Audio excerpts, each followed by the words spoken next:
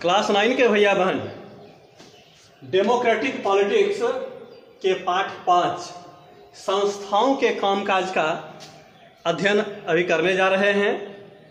इस पाठ के कुछ अंशों की चर्चा हम लोग पहले कर चुके हैं, जिसमें 27% आरक्षण से संबंधित बातों की चर्चा हम लोग किए थे कि वह सामाजिक और शैक्षणिक रूप से पिछड़े वर्ग के लोगों के लिए एक कार्यालय ज्ञापन के तौर पर आदेश जारी किया गया था, जिस आदेश को जारी करने में संसद की भूमिका थी, मंत्रिपरिषद की भूमिका थी, और इस प्रकार से वह आदेश संपूर्ण भारत में लंबी अवधि तक संघर्ष का एक कारण रहा।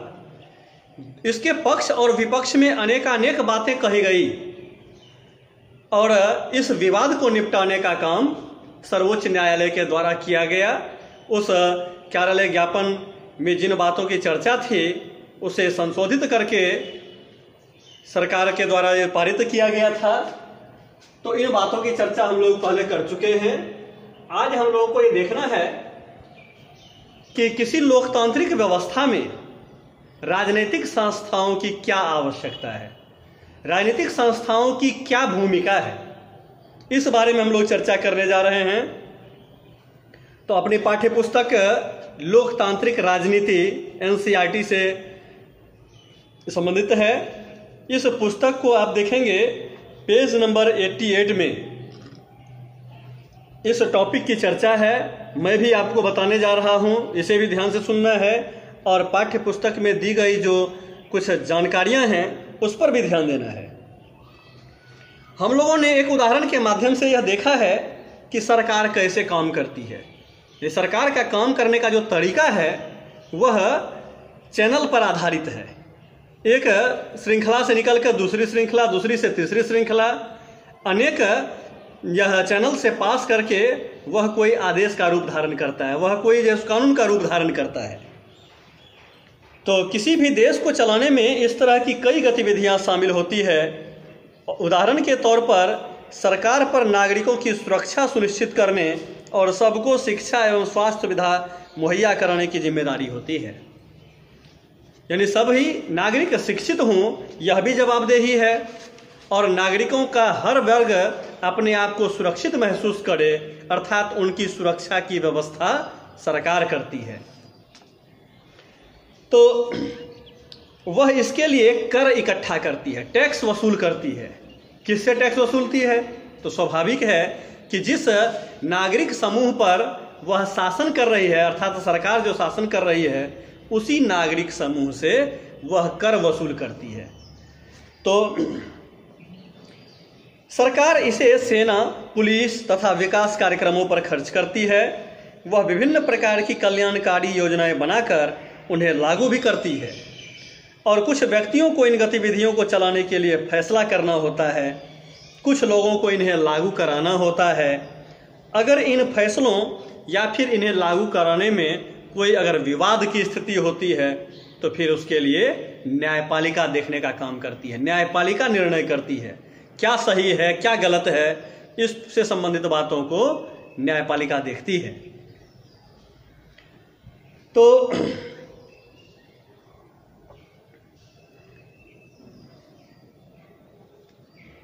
कौन किस काम को करने के लिए जिम्मेदार है, यह जानना जरूरी है। और यह भी जरूरी है कि भले ही कुछ पदों पर बैठे हुए लोग बदल जाएं, लेकिन गतिविधियां जारी रहें। ऐसा नहीं कि कोई प्रधानमंत्री बदल गए तो अब उनके बाद फिर क्या होगा। नहीं, व्यक्ति बदलते रहेंगे, पद अस्थायी है। कार्य जो प्रारंभ हो चुका है उस कार्य को अगले प्रधानमंत्री, अगले मुख्यमंत्री, अगले मंत्रिपरिषद के द्वारा बढ़ाया जाएगा। तो कार्य अनवरत चलता रहे, ये आवश्यक है। तो लिहाजा सभी आधुनिक लोकतांत्रिक देशों में इन कामों को देखने के लिए, यानी जनहित से जुड़े हुए जो कार्य हैं उनको देखने के लिए विभिन्न संस्थाओं की व्यवस्था बनाई गई है, और इस तरह की व्यवस्थाओं को ही संस्था कहते हैं। कोई भी लोकतंत्र तभी ठीक से काम करता है जब ये संस्थाएं अपना कामकाज सही रूप में करती है। इन संस्थाओं के कार्य के सफल संचालन पर ही लोकतांत्रिक व्यवस्था के सफल होने की उम्मीद की जा सकती है, कल्पना की जा सकती है। अगर ये संस्थाएं अपने दायित्वों के निर्वहन में असफल घोषित होते हैं तो ऐसी स्थिति में लोकतांत्रिक यह मूल्य भी अस्तित्व यह भी खतरे में आ सकता है। तो किसी भी देश के संविधान में प्रत्येक संस्था के अधिकारों और कार्यों के बारे में बुनियादी नियमों का वर्णन होता है। बुनियादी नियम यानी ऐसे नियम जिनका पालन अत्यंत आवश्यक है, उसकी उपेक्षा नहीं की जा सकती है। तो दिए गए उदाहरण में हमने इस तरह के विभिन्न संस्थाओं को काम करते देखा, जैसे कि प्रधानमंत्री और कैबिनेट। इसके संदर्भ में हम लोग इस पाठ के पूर्व के अंश में चर्चा किए हैं और यह जाने हैं कि प्रधानमंत्री और कैबिनेट ऐसी संस्थाएं हैं जो कि सभी महत्वपूर्ण नीतिगत फैसले को वो करते हैं, नीतियों पर निर्णय करते हैं और मंत्रियों द्वारा किए गए फैसले को लागू करने के लिए जो उपाय हो सकते हैं उन उपायों के लिए एक निकाय के रूप में नौकरशाह जिम्मेवार होते हैं। अर्थात स्थानीय प्रशासन, जिला स्तर पर जो प्रशासन होता है उनके माध्यम से इन्हें लागू करवाया जाता है। और फिर सर्वोच्च न्यायालय के संदर्भ में जानना है कि सर्वोच्च न्यायालय वह संस्था है जहां नागरिक और सरकार के बीच विवाद अंततः सुलझाए जाते हैं। कभी कभी ऐसी भी स्थिति होती है कि नागरिकों का अपनी सरकार से ही कोई विवाद हो जाता है, तो नागरिकों के मन में ये भय नहीं हो कि भाई सरकार तो सभी रूप से साधन संपन्न है, इसके पास सेनाएं हैं, इसके पास पुलिस प्रशासन है, इसके पास देश के हर प्रकार के संसाधन जुटे हुए हैं, तो कैसे इनके खिलाफ हम अपनी कोई बात रखें। तो यह भाव उनके अंदर नहीं हो, इसके लिए ऐसी व्यवस्था होती है कि न्यायालय सरकार और नागरिकों के बीच के विवादों को भी निपटाने का काम करती है, उसे देखने का काम करती है। तो इस उदाहरण में दूसरी संस्थाओं के बारे में भी आप अगर चाहें तो कुछ सोच सकते हैं कि उनकी क्या भूमिका है। संस्थाओं के साथ काम करना आसान नहीं होता है। संस्थाओं के साथ नियम, कायदे, कानून भी जुड़े होते हैं और इससे नेताओं के हाथ बंध सकते हैं। अर्थात जिन नेताओं को हमने जनप्रतिनिधि बना करके सदन में भेजा है, जो हमारी ओर से शासन में भाग ले रहे हैं, वह मनमानी ना करने लगे, वह तानाशाही रूप धारण ना करने लगे। इसके लिए संविधान से उनके हाथ बंधे होते हैं। जो भी वह कार्य करते हैं वह संविधान के आलोक में ही करते हैं। तो संस्थाओं के कामकाज में कुछ बैठकें, कुछ समितियां और कुछ रूटीन का काम होता है। कुछ सामान्य रूटीन होता है और इसके कारण अक्सर काम में देरी और परेशानियां होती हैं। चूंकि विभिन्न चरणों से गुजर करके ही कोई कार्य अंतिम रूप धारण करता है, तो इस कारण से समय उसमें लग जाना स्वाभाविक सी बात है। तो इसलिए संस्थाओं के साथ कामकाज में परेशानी महसूस की जा सकती है।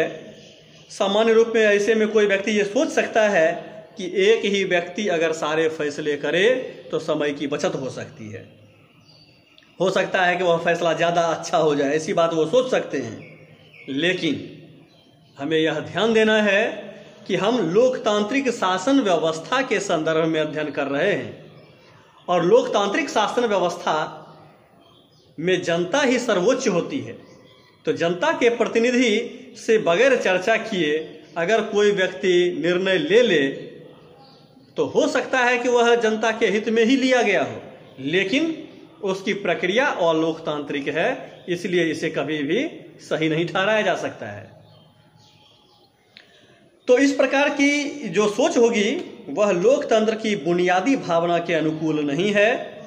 संस्थाओं के कामकाज के तरीके से जो कुछ परेशानियां होती हैं या थोड़ा वक्त लगता है, वह भी कई मायने में उपयोगी साबित होता है, क्योंकि किसी भी फैसले को लेने से पहले अनेक लोगों से राय विचार करने का अवसर मिल जाता है।